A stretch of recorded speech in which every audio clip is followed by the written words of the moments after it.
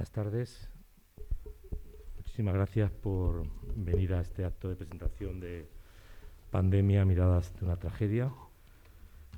Teniendo en cuenta la situación que estamos viviendo en los últimos tiempos, lo problemático que es hacer este tipo de actos, pues la verdad es que yo en el último mes he estado 2 veces aquí y las 2 veces con toda la platea completa, aunque sea con las limitaciones vinculadas a la COVID-19. Bueno, en primer lugar, quiero decirles que agradecemos muchísimo la presencia de cualquier persona en este tipo de actos. Esto es un proyecto altruista que nació tras conversaciones que mantuvimos una serie de fotógrafos, Ricardo García Vilanova, también Diego Ibarra, a quien quiero agradecerle su vinculación con este proyecto desde el principio, que se encuentra en estos momentos cubriendo, vive en Líbano y desde allí pues seguramente estará muy interesado en que este acto funcione lo mejor posible. Y fue a raíz de la cobertura de la pandemia, el hecho de que un montón de fotógrafos y periodistas especializados en tragedias, conflictos armados, nos quedásemos bloqueados en nuestro país sin poder desarrollar nuestras agendas de trabajo, pues nos obligó evidentemente a cubrir lo que estaba ocurriendo aquí, unos en Barcelona, otros en el País Vasco, otros en Madrid, en Andalucía, en mi caso en Aragón. Y sorprendentemente desde el primer minuto nos encontramos con un montón de trabas burocráticas en lo que es en relación a la cobertura de la pandemia, de la que luego hablaré cuando me toque el turno. Y fue ahí, a raíz de esta situación, que se produjo prácticamente al principio de la pandemia.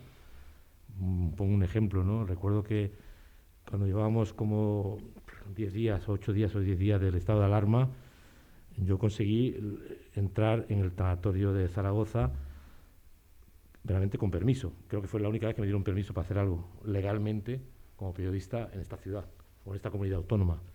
El Ayuntamiento de Zaragoza me permitió entrar en el tanatorio y sus gerentes y sus trabajadores me dieron toda la información que yo necesitaba y me dejaron trabajar como hay que trabajar este tipo de reportajes, viendo pues los entierros y las cremaciones de las personas fallecidas por COVID, viendo cómo eran los entierros, y lo publiqué al día siguiente en Heraldo Aragón y 20 Minutos, y a través de las webs, pues esa misma mañana me llamaron, al día siguiente, evidentemente me llamaron media docena de compañeros de Barcelona, de Madrid, del País Vasco, rogándome, algunas personas incluso vinculadas a agencias internacionales importantes que estaban cubriendo la COVID para medio mundo, que les ayudase a conseguir un permiso en Zaragoza para poder hacer lo mismo que yo había hecho el día anterior, porque en sus ciudades natales, en sus ciudades de trabajo, era imposible. Estamos hablando del País Vasco, especialmente del País Vasco, Madrid, Comunidad de Madrid y Cataluña, con gobiernos, como veis, de diferentes ideologías políticas. PP, lo que queda de lo que se llamó un día Convergencia y Unión, Sociedad Anónima, eso lo digo yo, y PNV, o aquí el gobierno aragonés, que es del PSOE y de otros partidos minoritarios. Fue sorprendente porque durante todos estos meses esta semana tuvimos muchas dificultades para trabajar, y ya luego hablaremos un poco, si queréis, de cómo fue la cobertura. A través de esto, Ricardo y otras personas decidimos que era importante conseguir hacer una especie de memoria visual sobre lo que estaba pasando en la pandemia, y finalmente conseguimos que 26 fotógrafos, 13 mujeres y 13 hombres, 13 latinoamericanos y 13 españoles participaran en este proyecto. Luego ya, cuando hablen un poquito más adelante, os contaré qué países son y todo lo que está ocurriendo. Bueno, en primer lugar, dar las gracias al Centro Joaquín Roncal por, de nuevo, permitirnos hacer este acto aquí en estas condiciones. También dar las gracias a todas las personas que han hecho posible el mecenazgo de este libro, especialmente a la Agencia Española de Cooperación Internacional, que participó desde el principio en el proyecto, financiando este vídeo y posteriormente implicándose en la coedición del libro, que ha permitido que bueno, va a permitir que centenares de ejemplares se puedan distribuir por los centros españoles en el mundo, los institutos Cervantes, etcétera, etcétera, lo cual va a darle a este proyecto pues una entidad internacional importante y para nosotros fundamental, sobre todo en América Latina, porque una gran parte de lo que está ocurriendo grave en el mundo también afecta al continente latinoamericano. Por poner un ejemplo, en las últimas 24 horas, me refiero con cifras de anoche, habría que mirar las de hoy, 3.250 personas fallecieron en 24 horas en Brasil.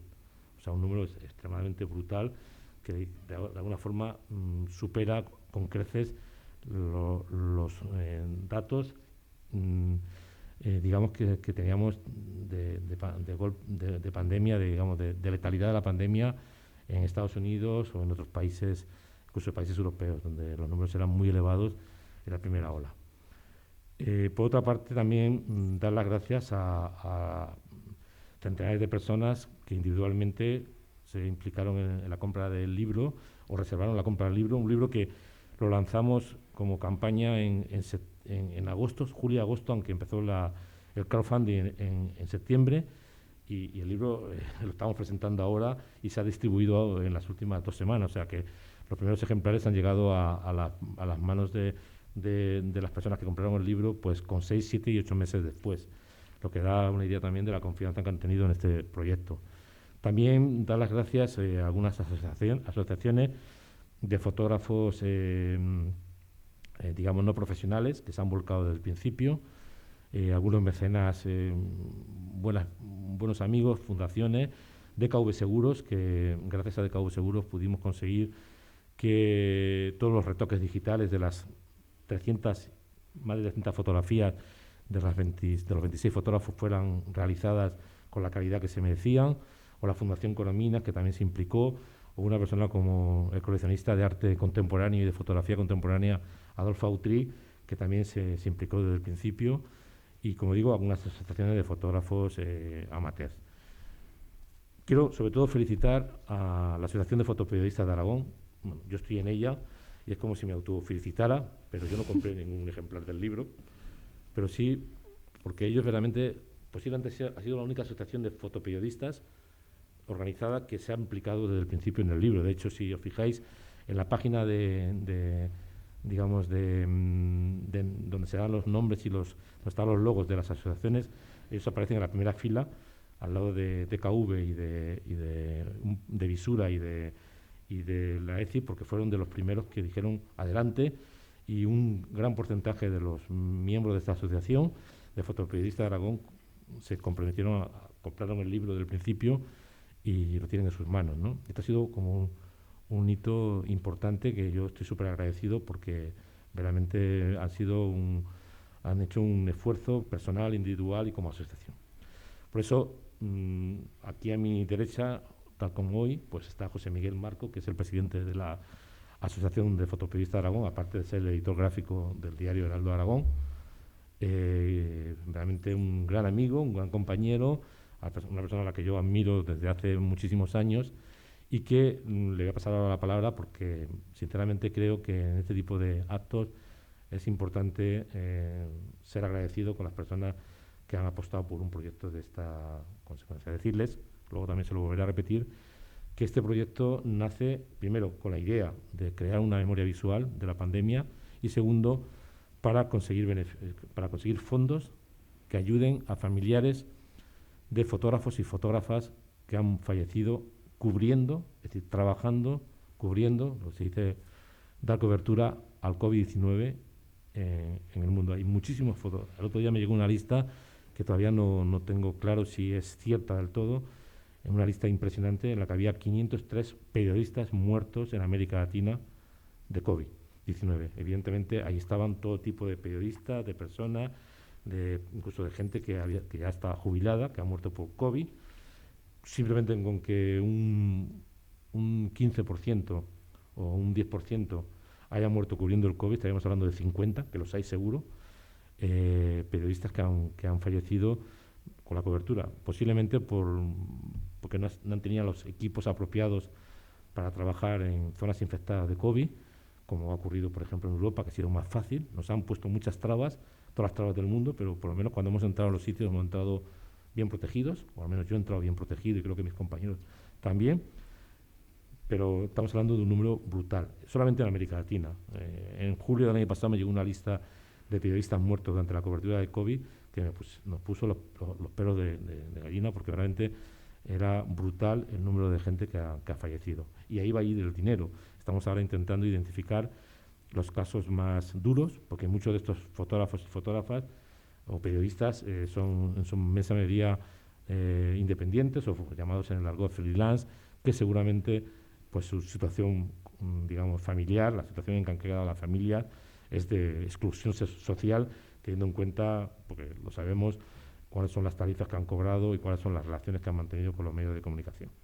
Entonces, bueno, José Miguel, te agradezco en nombre de todo el proyecto, del editor, de los compañeros que han participado en este proyecto, que hayas aceptado que hayas ayudado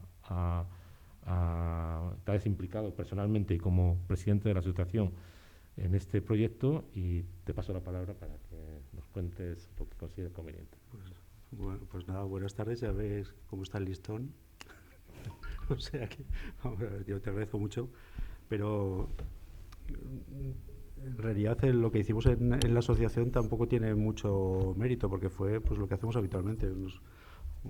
Cuando Gervasio nos contó el proyecto también en verano, una cosa así, cuando estaba gestándose, pues es que nos gustó mucho la idea, ya solamente por el hecho de poder echar una mano a compañeros en América Latina pues que lo estaban pasando mal de verdad.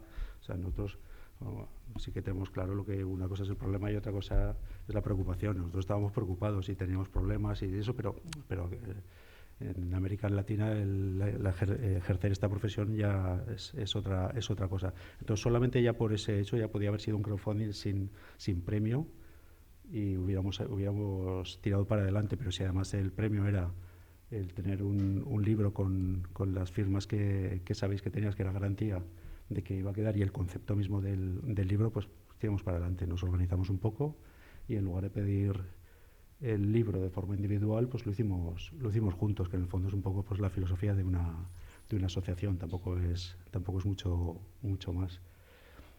Y yo del libro sí que me gustaría comentar lo que nos gustó, porque pues no creo que haya ningún fotógrafo que pueda presentar o crea que tiene un trabajo completo sobre la pandemia. La pandemia es inabarcable, pero no ya geográficamente, ya incluso aun intentar cubrirla en todos sus aspectos y todas sus caras es inabarcable. Entonces, el que en el libro se nos ofrezcan visiones fotoperiodísticas puras y duras, otras de fotografía documental o de ensayo fotográfico, sí que nos enriquece como lectores, como espectadores, dándonos una visión mucho más global. Claro, evidentemente nos va a gustar a cada uno pues lo que nos gusta de la fotografía, pero sí que el resto de miradas sí que nos completarán un panorama tan complejo como es el de una pandemia.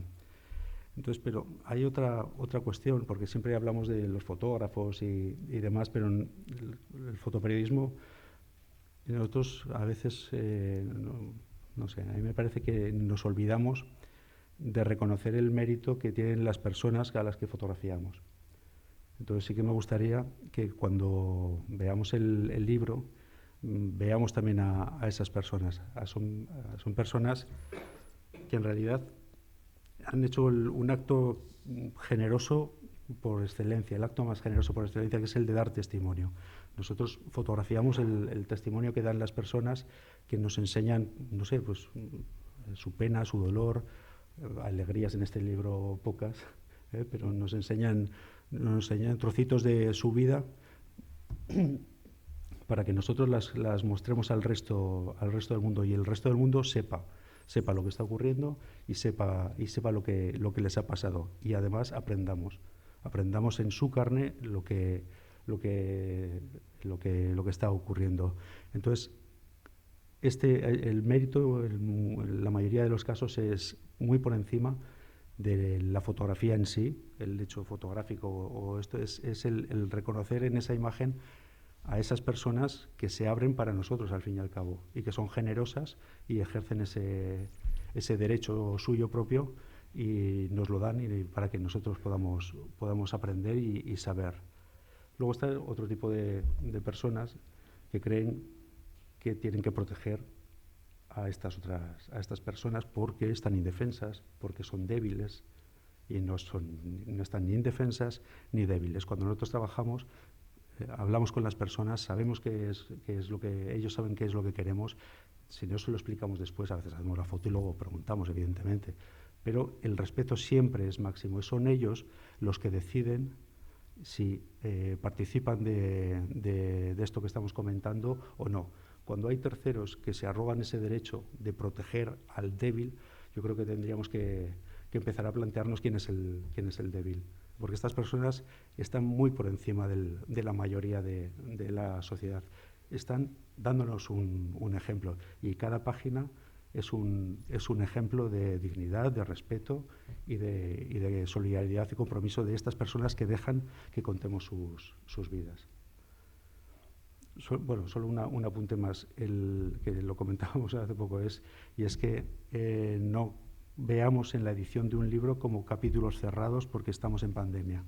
Seguimos en pandemia, seguimos trabajando, seguimos informando, seguimos documentando y seguimos pensando en imágenes sobre lo que está ocurriendo. Entonces, no me gustaría que se bajase el tono general social, como si esto ya, la nueva normalidad fuese que nos acostumbremos a las cifras que planteabas. No, esto no es nueva normalidad, esto es un desastre que hay que intentar superar y reconducir en la medida y superarlo como humanidad, porque vamos, en fin, cuando nos vacunemos el primer mundo ya veremos lo que queda, y si ya podremos ir a ver películas de Disney, eso lo tengo clarísimo, pero bueno, quedará la pandemia probablemente durante muchos años, como ya prevé la OMS.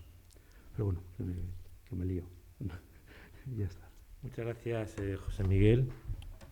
Gracias por vuestra generosidad y por vuestro interés por este proyecto. Bueno, acabo de mirar un poco las nuevas cifras de datos que acaba de sacar oficialmente, 320 muertos más en las últimas 24 horas. Y la verdad es que es increíble, porque no hay manera de que esto acabe siendo un día que te dé una gran alegría. Ayer fueron 200, hoy 320 y seguimos en esta línea. El 21 de octubre del 2019, yo estaba en mi casa poco antes de comer cuando recibí un correo electrónico muy educadísimo y muy, pues con una, digamos, muy educadísimo, por no irnos por los terrenos de duda, en la que me informaba la persona que me escribía que estaba a punto de sacar un libro de ensayo y que lo iba a presentar el 12 de diciembre en el Palacio de Sástago de Zaragoza. Y me decía que quería que yo lo presentase junto a ella, a esta persona. No quería que fuera una presentación al uso, sino más bien una conversación, me dijo que fluida y libre, sobre los temas que abordaba. Yo ese día, 2019, 12 de diciembre, me mandó este correo con más o menos un 40 y tantos, más de un mes y medio de adelanto, con lo cual tenía tiempo y margen para poder leerme el libro con calma. Pues yo ese día justamente volvía de Guatemala, un viaje que ponía los pies en Zaragoza a las 10 de la noche, con lo cual pues le tuve que decir que me era totalmente imposible, pero esta persona me decía que me había dejado pues un ejemplar de su libro en Heraldo de Aragón. Cuando cogí el libro, pues lo abrí y con una letra fantásticamente fantástica, ¿no? Me ponía que una dedicatoria preciosa que quiero leerles para mi admirado Gervasio, maestro de la luz y la emoción. Gracias por inspirar este libro con cariño infinito. La verdad es que es increíble que hace prácticamente 15 meses la escritora Irene Vallejo empezara a presentar un libro que se ha convertido en un bestseller durante la pandemia. De hecho, ha sido la pandemia la que ha tirado de este libro hasta el punto de que hoy día pues lleva 60 semanas, es decir, más de un año, y posiblemente hará otras 60 semanas siendo el libro de ensayo más vendido de este país, pero incluso va a poder competir con las obras de ficción más leídas, incluso de escritores que solamente por poner su nombre ya acaban desembarcando en las librerías con miles y miles y miles de ejemplares. Bueno, el libro, evidentemente, estoy hablando del infinito de un junco, es magnífico. Yo tuve la ocasión de leerlo, lo leí incluso después de cubrir la pandemia, porque no fue imposible leerlo antes, y como tampoco tenía la obligación de leerlo para presentarlo, pues ya había pasado la presentación, pues lo dejé guardado y lo leí la verdad es que con mucho interés y nada, y me pareció un libro apasionante y muy bien escrito.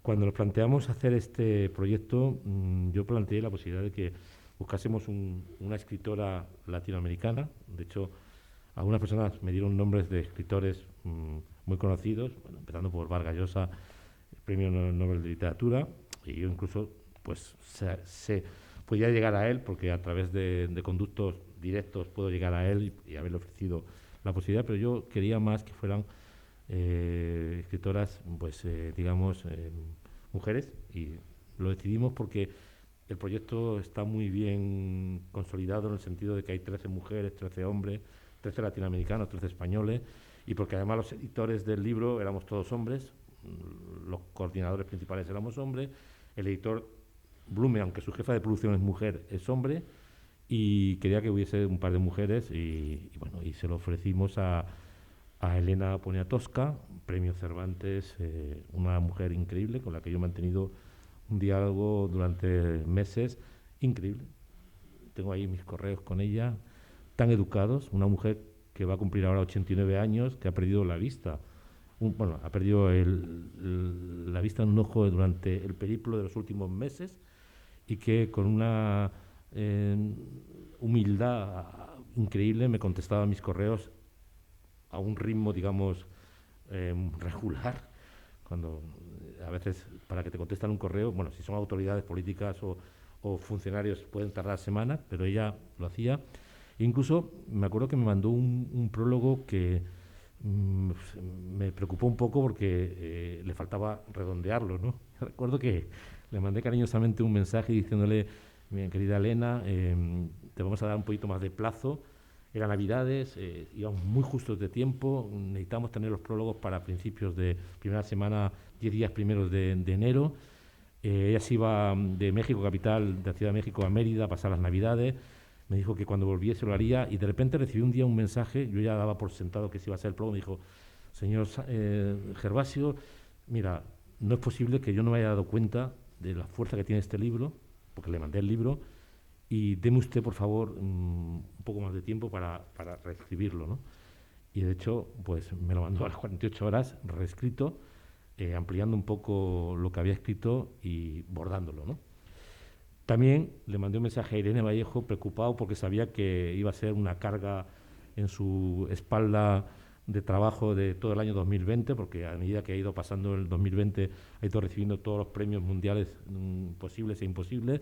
De hecho, hoy la acaban de nombrar, va a ser la pregonera de San Jordi, el día 23 de abril en Barcelona, lo cual me encanta que una aragonesa se vaya a Barcelona y que dé un discurso. Espero que digas algunas palabras en catalán, que seguro que lo haces muy bien, pero lo va a hacer en castellano en una situación actual como la que hay ahora. Me parece una decisión por parte, me imagino, que los libreros de Cataluña o de Barcelona, haber elegido a ella como la pregonera del 23 de abril, el día de San Jordi, el día de San Jorge aquí en Aragón, ¿no?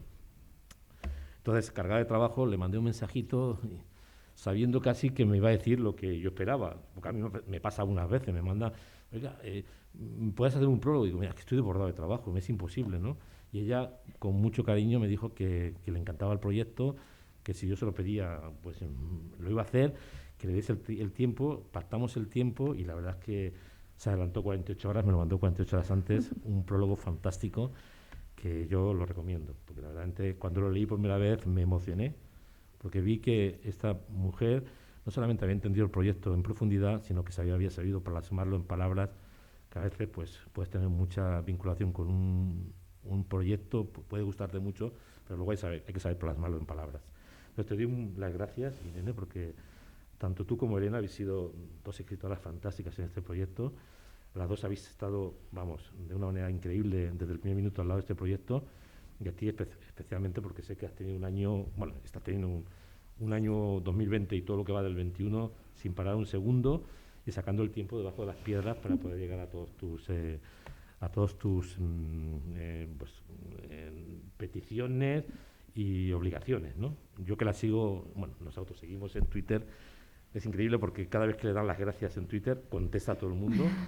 Se parece un poco a mí, en realidad, ¿no? O sea, contesta a todo el mundo con mucho cariño y todo el mundo, y hoy estaba escribiendo en catalán, en inglés, bueno, algo increíble, ¿no? O sea, que te quiero dar las gracias porque realmente has hecho un grandísimo trabajo.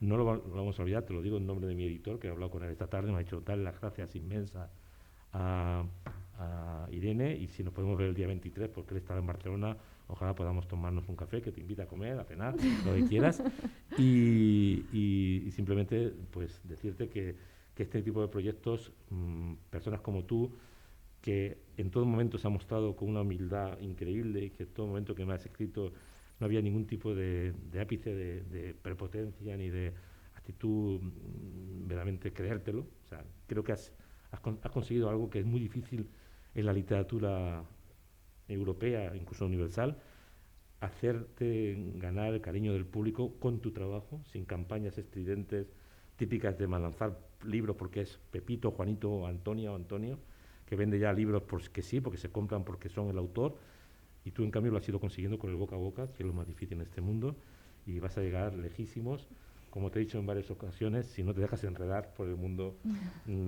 complicado y a veces obtuso de la edición. Es decir, estos editores que de repente ven el filón y quieren agarrarte para sacarte todo lo que puedan en el menos tiempo posible.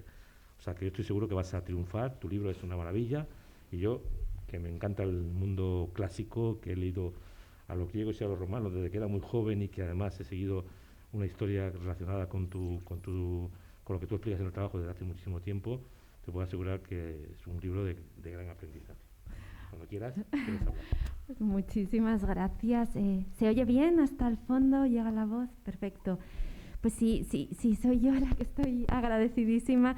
En primer lugar a Gervasio, porque su foto de la Biblioteca de Sarajevo yo creo que está en el corazón del libro, ¿no? Allí palpitando y expandiendo sus latidos, y quizá el libro no habría existido o no habría sido el mismo sin la fuerza y la emoción que transmite esa imagen de Gervasio. Y bueno, además fue muy emocionante recibir la invitación a participar en este libro, a involucrarme en este gran proyecto.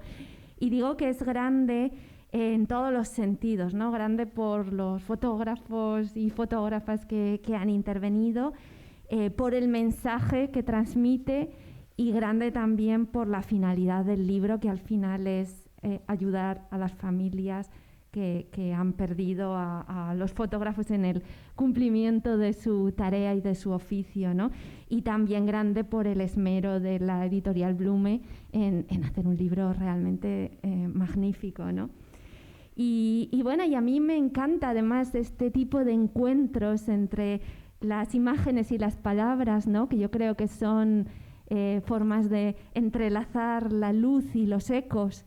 Y bueno, pues aquí están los fotógrafos, pero también en los pies de foto, contando su experiencia, sus emociones, contextualizando, enmarcando esas fotos, de manera que no es solo la imagen, sino la imagen en el acompañamiento de las palabras, que yo creo que es realmente cuando se vuelve poderosa, ¿no?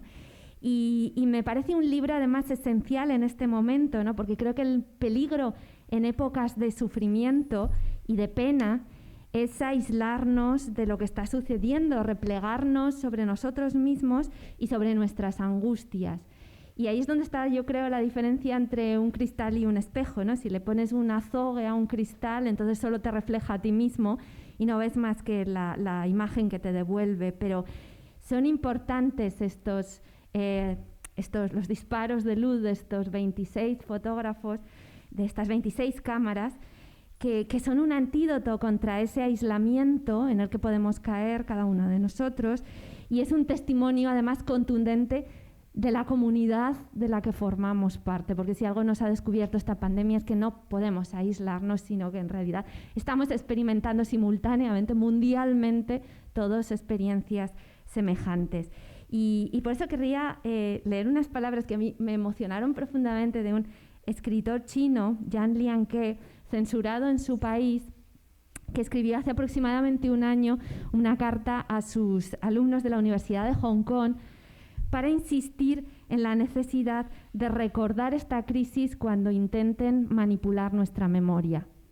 Y él decía, todavía no hemos llegado a saber cuántas muertes se han producido en realidad desde que el nuevo coronavirus entrara poco a poco en nuestras vidas. ¿Cuántas han ocurrido en los hospitales y cuántas han ocurrido fuera de ellos? Es posible que siga siendo un misterio para siempre, aun cuando las investigaciones concluyan pasado un tiempo. Quedará una reminiscencia sin pruebas, un relato confuso sobre la vida y la muerte que dejaremos a quienes vengan después de nosotros. Y frente a esa idea del relato confuso, este libro ofrece imágenes nítidas y por eso creo que es tan valioso y tan importante. Decía también Yan Lian que dependemos de la palabra, de la verdad y del recuerdo para relacionarnos. Hemos de hablar desde la memoria. Si no expresamos nuestros miles de recuerdos individuales, la memoria colectiva, estatal y nacional siempre ocultará o modificará, por razones históricas, nuestra memoria individual. En estos momentos apenas ha empezado a coagular la pandemia en forma de recuerdos. Por eso espero que todos vosotros, todos los que hemos atravesado esta epidemia, logremos conservar la memoria para cuando termine. La persona sin memoria, decía el escritor, es como un madero sin vida. Dice, serán el serrucho y el hacha los que le den forma, no tendrá su propia forma. Y anunciaba que en un futuro previsible y cercano, yo creo que ya hemos llegado, ¿no? Empezamos a anunciar las victorias en la guerra contra la epidemia con toda la fanfarria. Ya hablaba José Miguel también de pensar que ya podemos celebrar aniversarios como si esto hubiera terminado cuando estamos todavía dentro. Y decía, espero que no nos convirtamos en ese tipo de personas que entonan cantos vacíos, sino que sigamos siendo personas honestas y con memoria. Y yo creo que esa honestidad y esa memoria es lo que encarna, lo que defiende, lo que pide y reclama este libro, ¿no? Que nuestra memoria sea indeleble para que podamos transmitirlo también a las generaciones futuras. Y cuando hablamos de memoria, creo que estamos hablando principalmente de valentía. Y este libro recoge un caleidoscopio de miradas valientes. Porque tomar una fotografía comprometida sigue siendo un acto importante en el mundo en el que vivimos y un acto esencial y además un acto peligroso.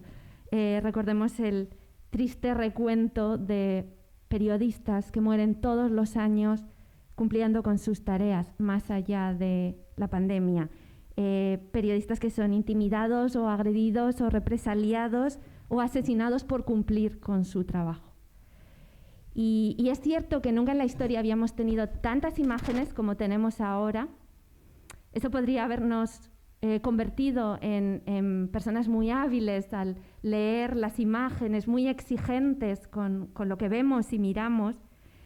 Y sin embargo, muchas veces a través de las redes, a través de Internet, lo que hacemos es bucear entre memes consoladores y amnésicos. Por eso seguimos necesitando, siguen siendo tan importantes los profesionales de la mirada, los fotógrafos. Y yo creo que todos en estos tiempos de redes sociales, compartiendo nuestras fotografías, nuestras vidas, incluso maquillándolas para que tuvieran el mejor aspecto posible, estábamos olvidando lo que significaba la valentía de mirar.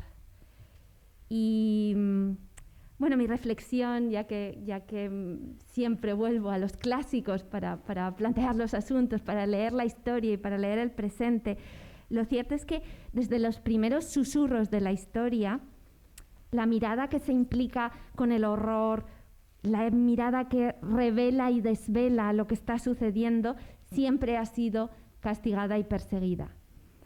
Cuando el miedo nos azota, el mensaje es cerrar los párpados y ocultar el sufrimiento. Y esto sigue pasando todavía entre nosotros. Esto es lo que sucede por remontarnos a los orígenes, al Génesis, ¿no? La historia de la mujer de Lot, que vuelve el rostro hacia la destrucción de su ciudad y por no aceptar el mandato de mirar hacia otro lado, queda convertida en una estatua de sal. Es decir, es castigada por haber mirado lo que estaba sucediendo a los suyos y no limitarse a huir mirando hacia otro lado. En la mitología griega, Orfeo baja al infierno a buscar a Eurídice, pero los dioses del mundo de los muertos le imponen una condición: podrá llevársela, podrá volver con ella a la vida, siempre que durante el viaje de regreso no la mire, no mire a su amada. Y al borde ya de la luz, él incumple el mandato y hace precisamente el gesto prohibido. Vuelve la cabeza y la mira. Y de nuevo es castigado, ¿no? Ella, su amada, se hunde para siempre en el reino de las sombras. Es decir, otra vez de nuevo, la persona que mira, la persona que se atreve a contemplar lo que está sucediendo, a contemplar las sombras, el horror, es castigada por hacerlo. Es yo creo, una metáfora de lo que ha sido el trabajo de los periodistas, de los fotógrafos en este periodo, ¿no? Bajar a los infiernos, acercarse a la muerte, desafiar las prohibiciones, los obstáculos de los que hablaba Gervasio.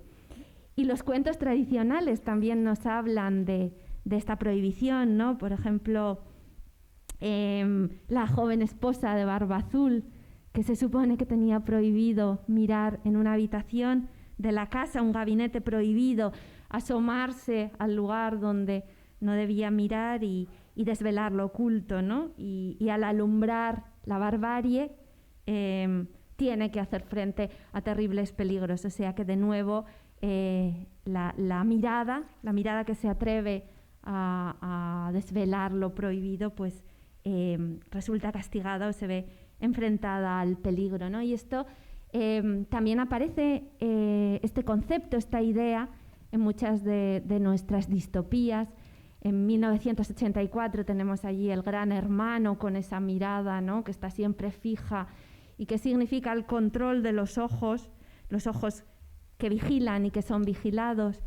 Tenemos La Naranja Mecánica con esa escena icónica de los ojos abiertos, forzados a mirar, por tanto, también la libertad de la mirada coartada.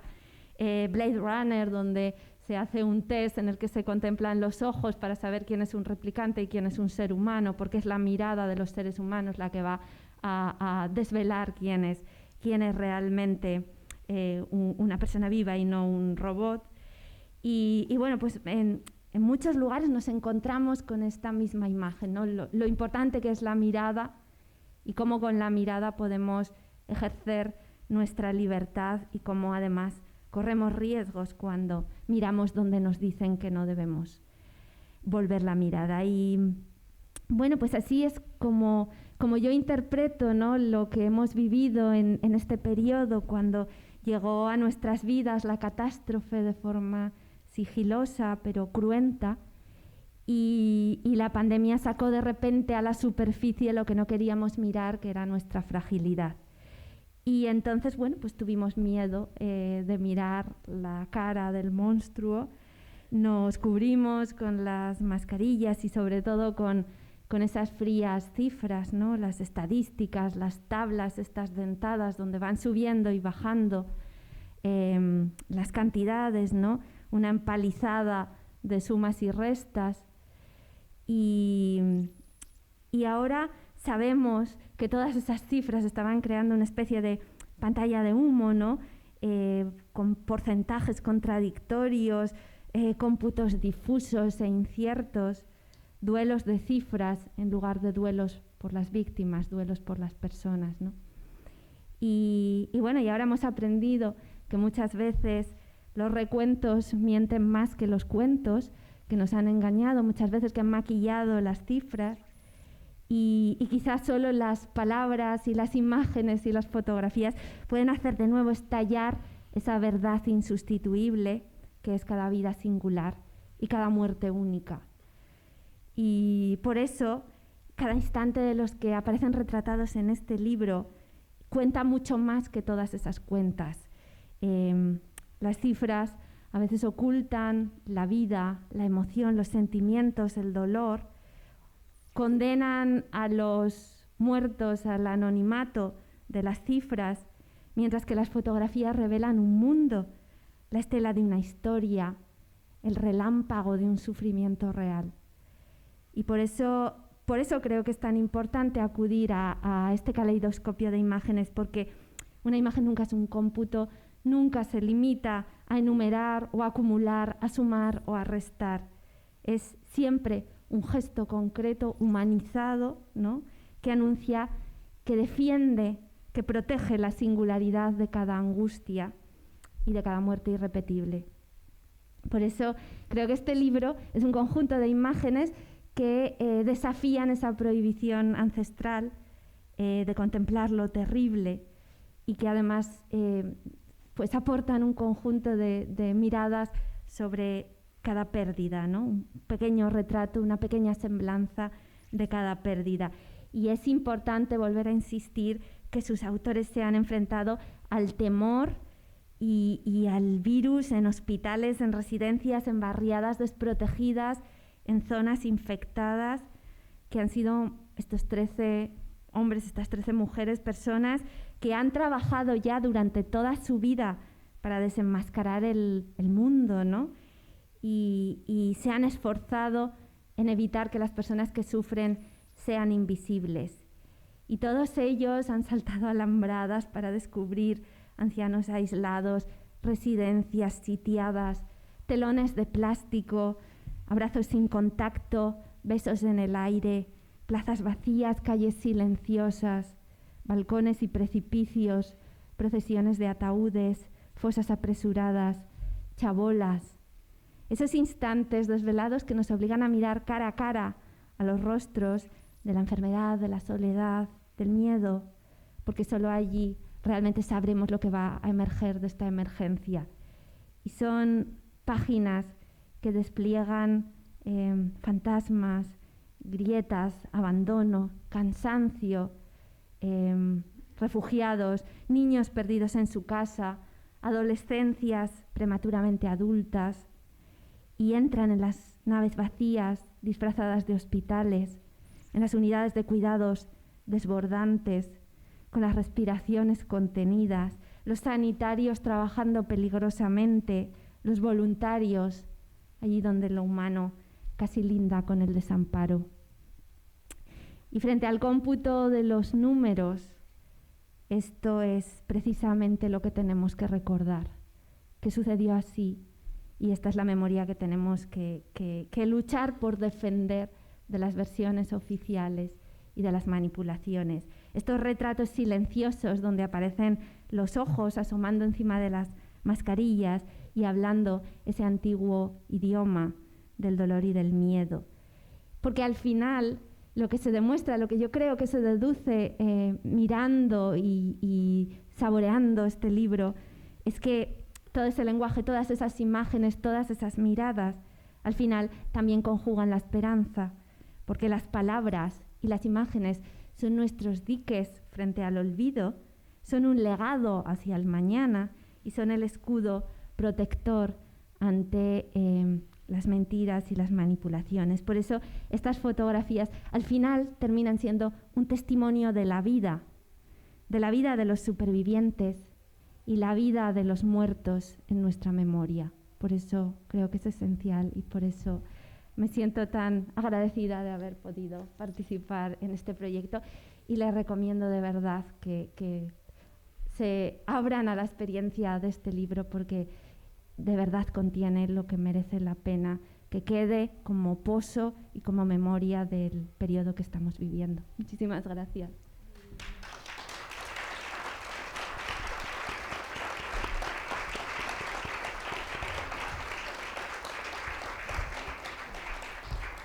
Muchas gracias, Irene.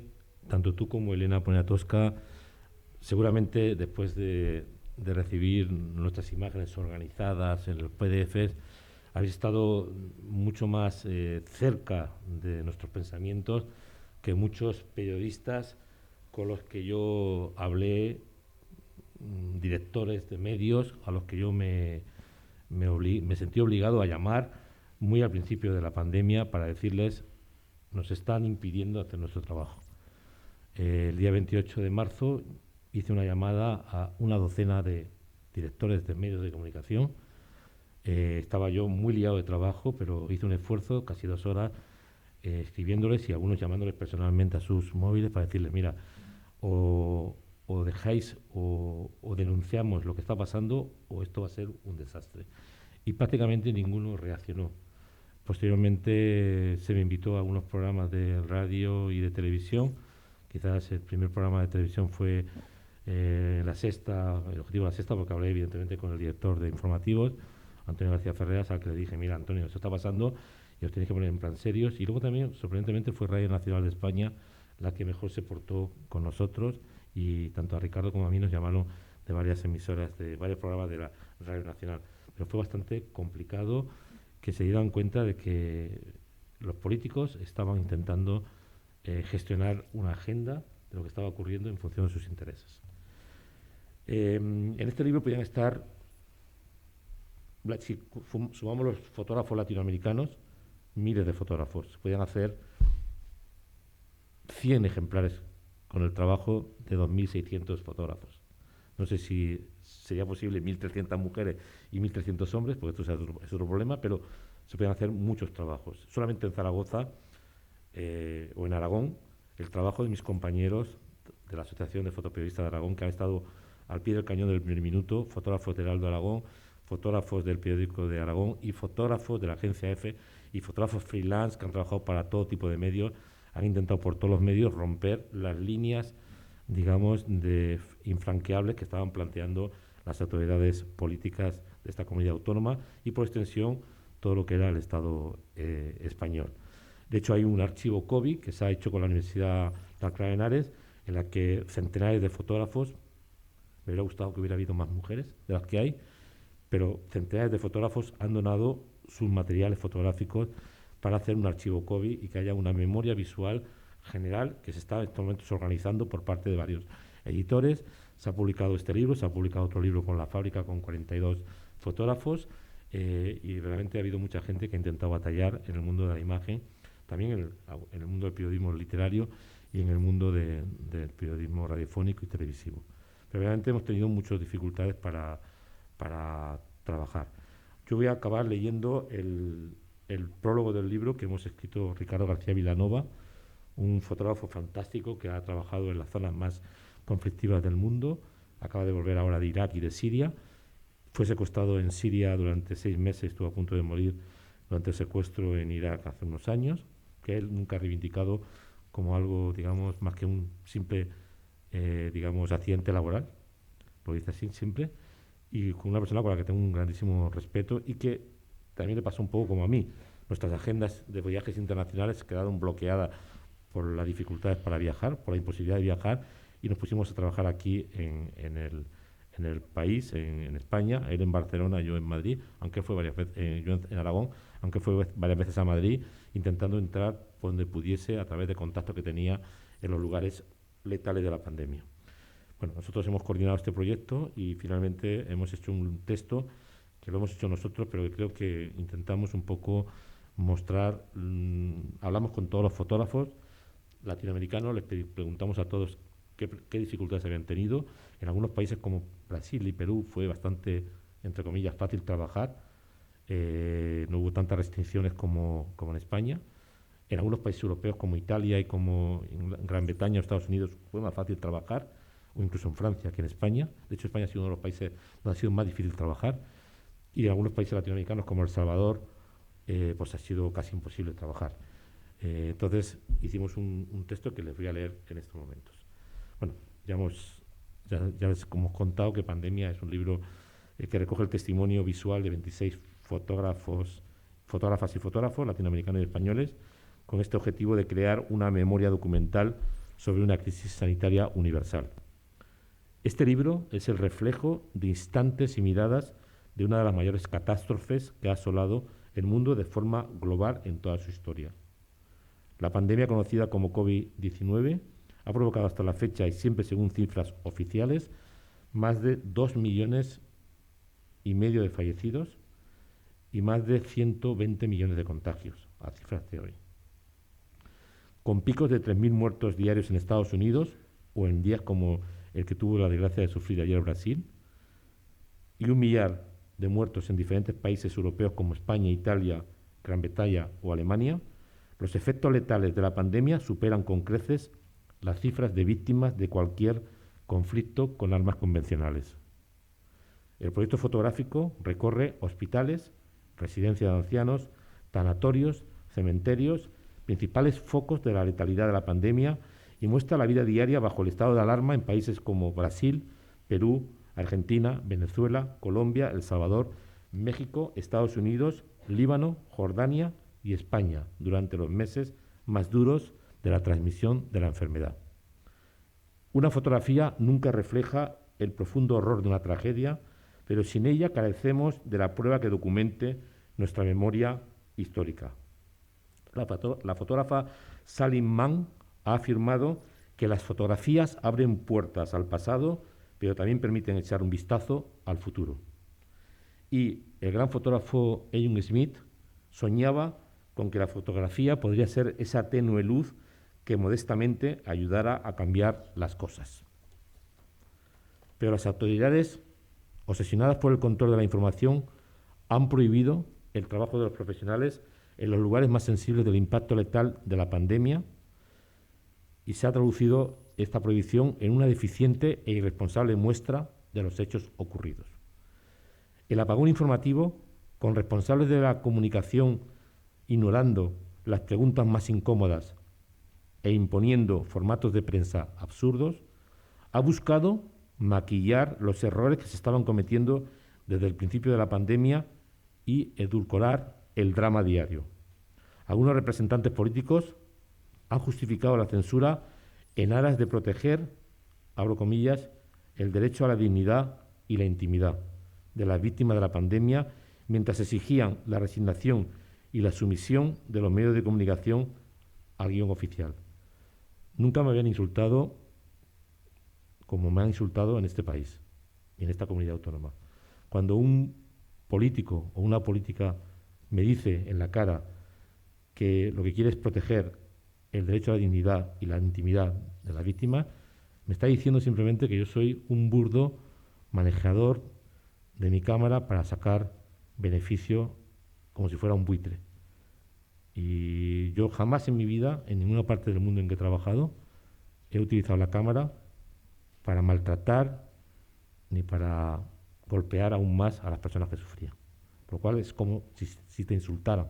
Es como si le dijeran a un médico que no sabe hacer su trabajo o a un funcionario que no sabe hacer su trabajo. Un insulto bastante indignante. La opacidad ante lo que estaba ocurriendo en la residencia de ancianos y hospitales perseguía, en realidad, esconder los graves defectos de los sistemas sanitarios, lo que ha impedido tener datos fiables de contagios y víctimas. Todavía vivía en España, que ya hemos superado, según Sanidad, los 74.000 muertos por la COVID-19, no tenemos las cifras reales de muertos. Esta mañana escuchaba en la radio que Italia ya suma 107.000 muertos y el periodista decía que era el país con más muertos de Europa. Yo he dicho simplemente que eso no era verdad. Primero porque en Italia hay 20 millones más de italianos que en España españoles, de 48 millones a 68 millones, y porque aquí sigue habiendo entre 27.000 y 30.000 muertos que no se quieren recoger en las cifras oficiales, a pesar de que el informe MOMO y el Instituto Nacional de Estadística lo refleja como exceso de mortalidad durante el año que llevamos de pandemia.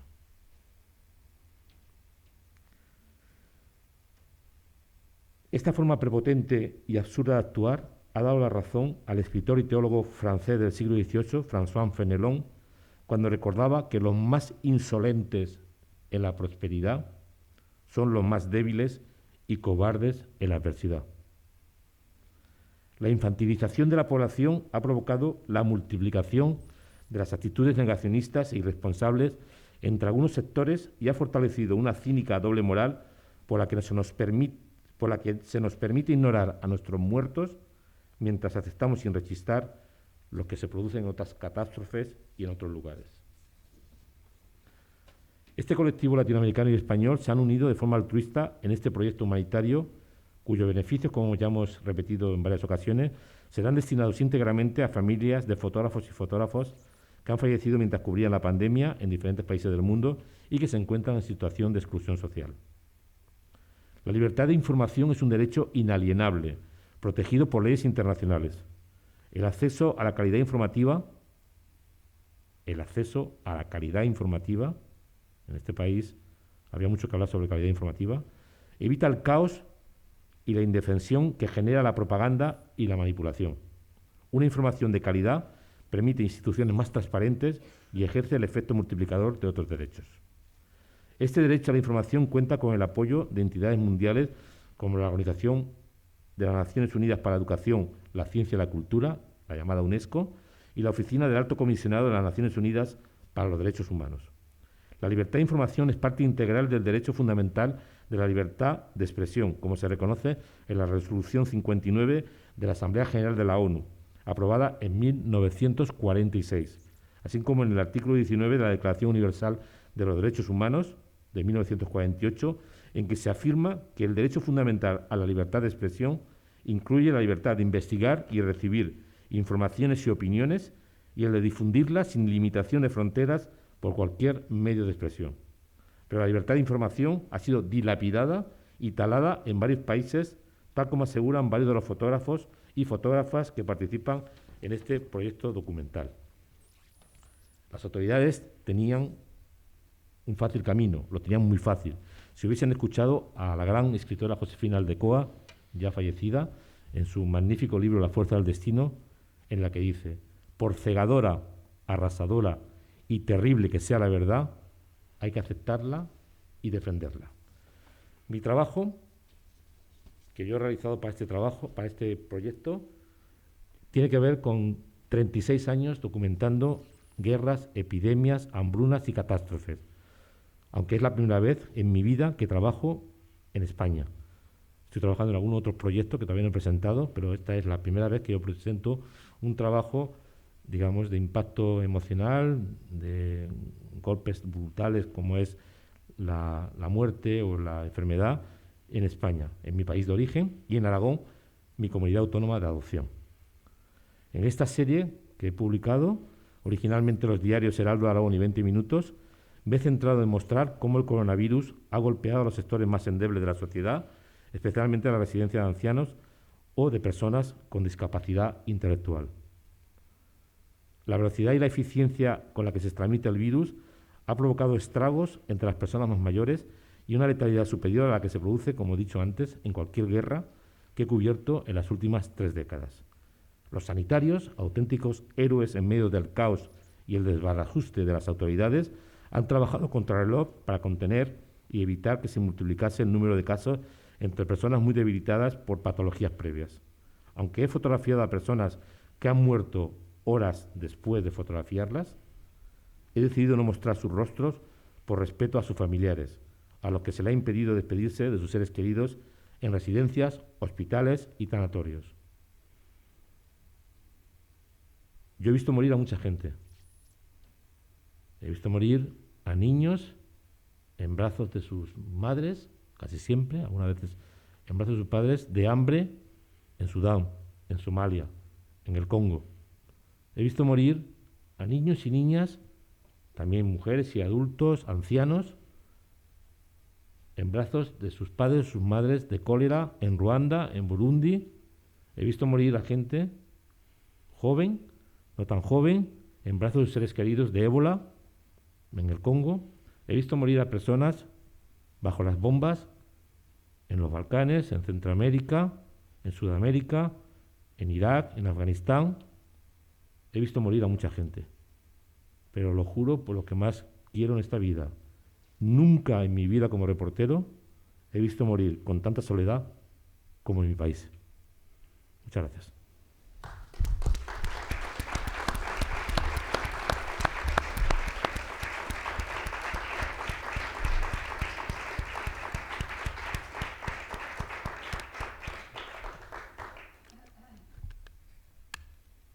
¿Alguien quiere preguntar algo?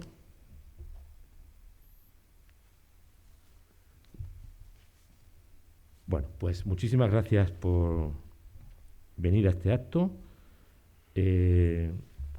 Les recomiendo personalmente que se interesen por este libro. Creo que es un libro que va a significar en el presente y en el futuro una memoria visual de un desastre brutal.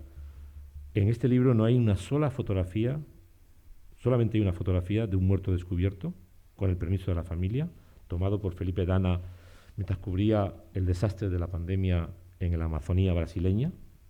El resto son personas tratadas con todo el rigor y la decencia que se merecen. Hemos intentado por todos los medios hacer una edición que fuera lo más suficientemente profunda y compleja y que además visionase o diese una visión angular de este problema. Y fotógrafos amigos míos que lo han pasado muy mal trabajando en lugares donde ocurrían muchos desastres, especialmente en América Latina, pero también en algunas zonas españolas, han quedado verdaderamente golpeados por el impacto emocional que ha supuesto esta tragedia y que está suponiendo esta tragedia. Diga, perdón.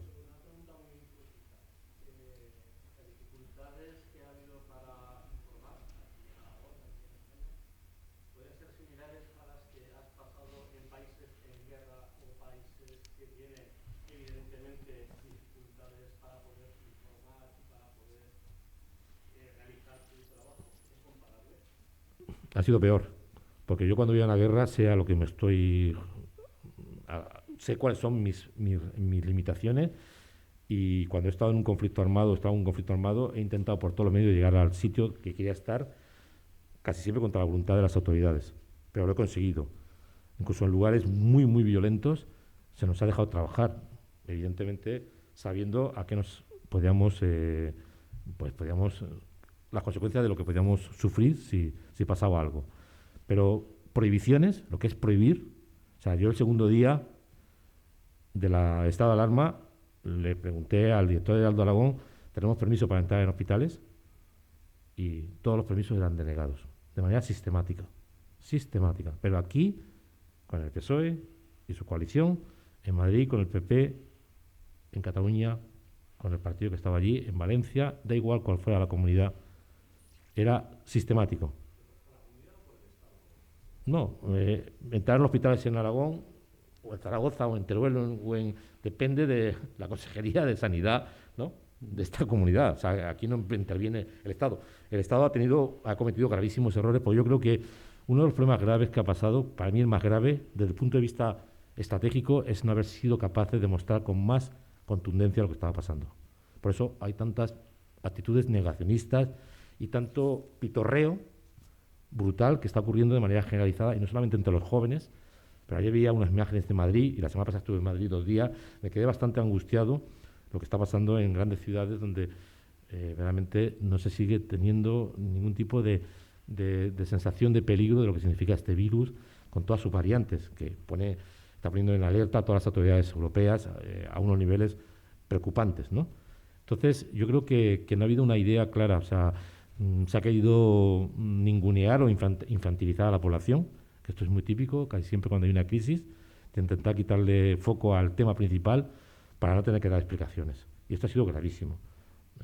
Y yo creo que esto es un grave problema, porque creo yo que en España, en la ciudad de Zaragoza, en la ciudad de Teruel o de Huesca, en cualquier lugar, hay fotógrafos y fotógrafas, camarógrafos y periodistas que pueden hacer un buen trabajo tratando a la gente con la decencia que se merece.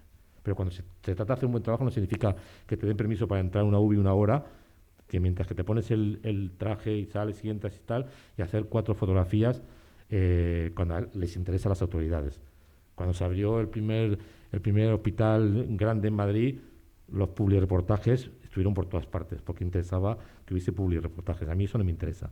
A mí lo que me interesa es ver cómo los médicos trabajan en situaciones de estrés, en los momentos más duros, o cómo en la residencia se enfrentan a lo que es un virus brutal que no saben controlar, y cómo de repente una residencia en la que yo he estado dentro, he visto como los propios coordinadores de la residencia y trabajadores quedaban totalmente anegados por la violencia de este virus, sin poder ni siquiera enfrentarse a él, porque no tenían ni los medios ni la información suficiente. Esto es lo que hay que mostrar. y mostrarlo de manera tremenda. Ustedes han visto la fotografía que tengo ahí. Yo tengo fotografías de gente que ha muerto con sus rostros y no las he publicado. No las ha visto nadie. Ni siquiera las ha visto las personas más cercanas a mí, porque me parecía como que era indecente. Y a veces esta fotografía las he hecho sin saber que iban a morir. Bueno, más o menos se preveía que iban a morir. Pero a mí me ha ocurrido pues entrar a una residencia un martes, volver un miércoles a la misma residencia sabiendo que varias de las personas que había fotografiado el día anterior estaban muertas, y al publicar el reportaje el domingo saber que si mostraba un rostro estaría mostrando el rostro de una persona ya fallecida, con el impacto emocional que podía tener eso en la familia. Y esto, cualquier persona que trabaja en contacto con el sufrimiento es incapaz de hacerlo. Bueno, no cualquiera, pero un porcentaje importante. O sea, es verdad que hay veces que hay personas que actúan de una manera vergonzosa, pero no es el caso de la gente con la que hemos trabajado. Y esto nos ha pasado de manera generalizada. O sea, una idea equivocada de creer que prohibiendo iban a controlar la información o iban a controlar esto. Y todas las excusas que han dado son mentiras, una detrás de otra. Ninguna tiene la decencia de decir, pues simplemente no queríamos mostrar lo que estaba pasando realmente. Es decir, que en algunos centros sanitarios de esta comunidad autónoma, pues los EPIs que había, yo por ejemplo puedo hablar de centros que he visitado, eran del 2013 o 2014 caducados, porque llegaron cuando hubo la epidemia de ébola, y el doctor Simón era el portavoz de esos momentos del tema del ébola. Se mandaron 2 EPIs por centro, porque imagino que los comprarían, no sabían qué hacer con ellos, los mandaron, estaban caducados. O ver a las enfermeras o a las trabajadoras de los centros de salud de Zaragoza capital o de Aragón, ¿no?, teniendo que comprarse ellos con un bote común lo que no les suministraba las consejerías de sanidad, con todas las dificultades que había. En ningún momento se ha sido claro, es decir, esto estaba pasando. Hemos tenido versiones alucinantes de que hay que utilizar las mascarillas, no hay que utilizarlas, porque si obligamos a llevar las mascarillas, no hay mascarillas para todo el mundo, ¿qué va a pasar? Esto ha ocurrido porque no ha habido una actitud, digamos, sincera por parte de las autoridades. Ha habido mucha publicidad, mucha autopropaganda y mucha simulación.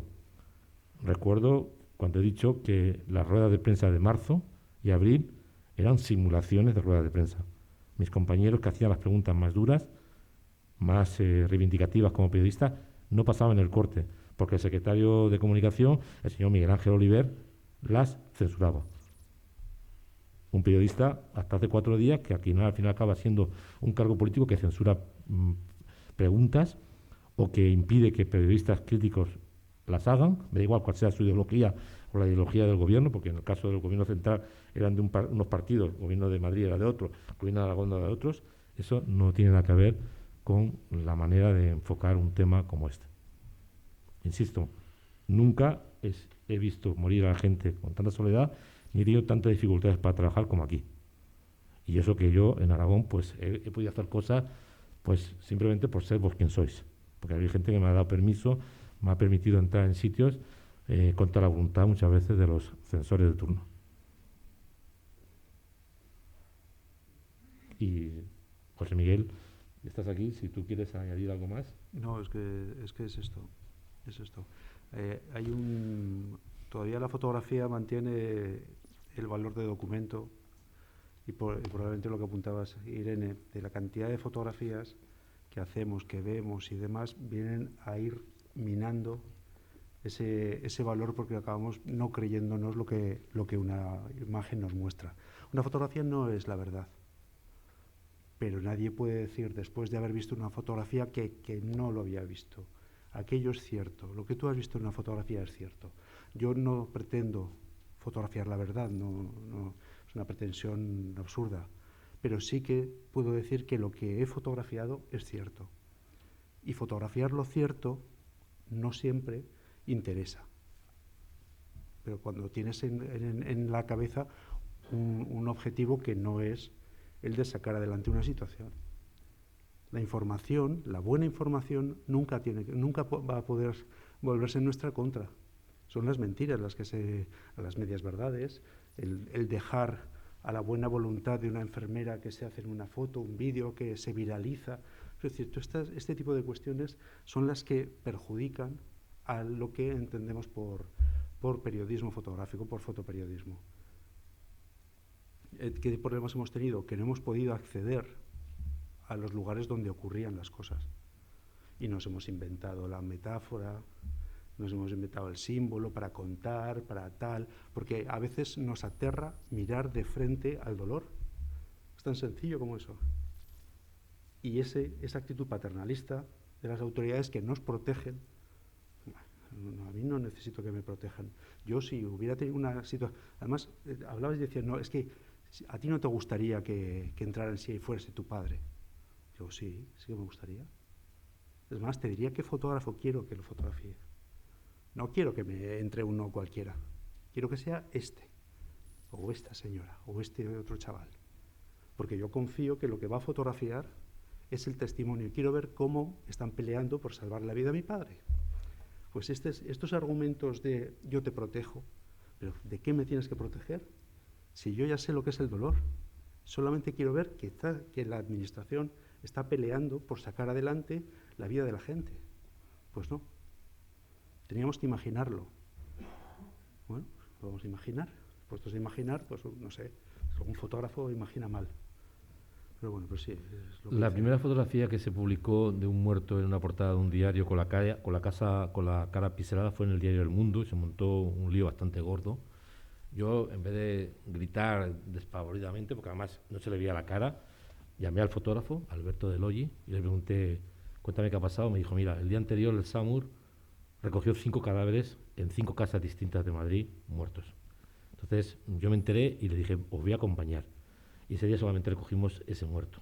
Pero era noticia que verdaderamente el SAMUR estaba encontrando personas fallecidas, en algunos casos porque vivían solas horas después.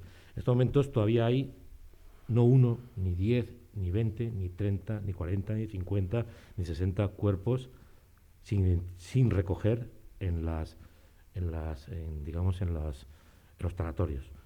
O sea, personas que murieron, que fueron incineradas, que tienen su nombre colocado en una urna y que nadie los ha recogido. Hay mucha gente así. En el caso, gente que no supo qué hacer en su momento. Yo he recibido incluso llamadas de personas de Segovia, de Madrid, de Cuenca, preguntándome si yo había entrado en tal o cual residencia, porque ahí estaba su padre o su madre que habían muerto y no tenían información. Yo en todo momento les he dicho, mira, el caos era tan grande que seguramente estaban desbordados por todas partes, porque era verdad.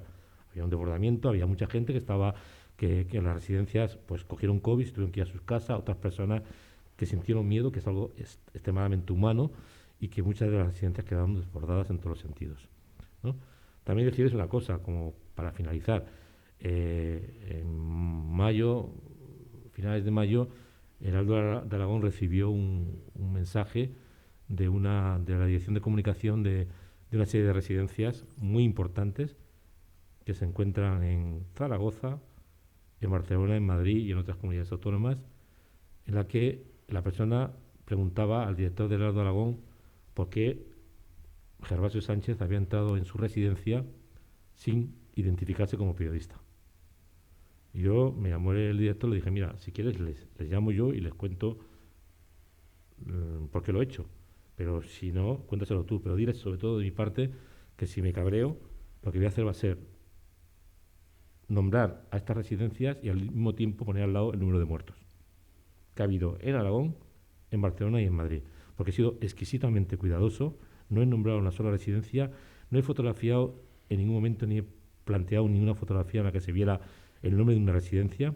He sido cuidadoso con los nombres de los trabajadores, con los nombres de los muertos, de los fallecidos, posteriormente hacer fotografías hechas por mí.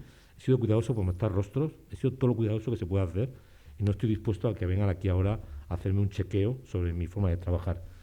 Yo me he metido en la residencia sin identificar porque era la única manera de entrar. Y de hecho es la única manera que conozco de romper la censura y las prohibiciones. Aquí o en medio de un jaleo bélico, en cualquier país. Lo he hecho toda mi vida. Y ya no hubo más preguntas, porque estaba dispuesto, pues evidentemente, a contarlo. O sea, ¿con qué derecho una persona que está en un departamento de comunicación de un grupo de residencia viene a mí a preguntarme por qué he hecho mi trabajo? Pues lo he hecho de esta manera porque vosotros me lo habéis permitido. Porque cualquier permiso que se pedía a las residencias era denegado sistemáticamente.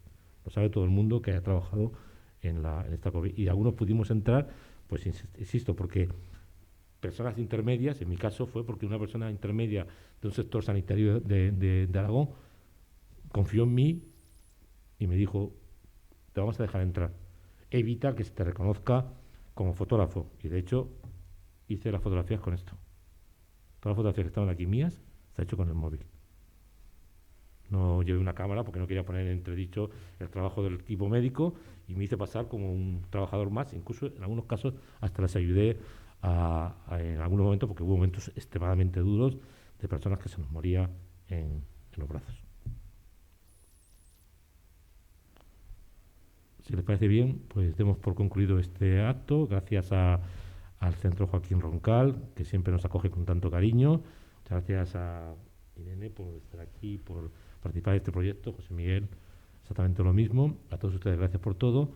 Y ahora estaremos abajo por si a alguno le interesa que le hagamos alguna rúbrica en su maravilloso libro que los señores de la librería Cálamo tienen abajo a la espera. Gracias.